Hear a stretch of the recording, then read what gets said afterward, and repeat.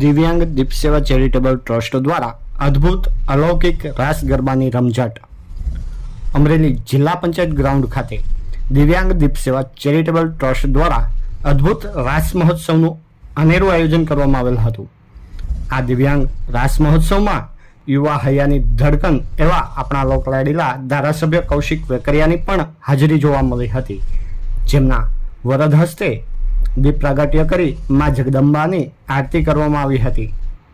ત્યારબાદ દિવ્યાંગો દ્વારા રાસ ગરબાની રમઝટ બોલાવવામાં આવી હતી અને આ સૌ કોઈ આ અલૌકિક ગરબા નિહાળવા આવેલ લોકો આ મંત્રમુગ્ધ રાસ ગરબાની રમઝટમાં જોડાઈ અને ઝૂમી ઉઠ્યા હતા.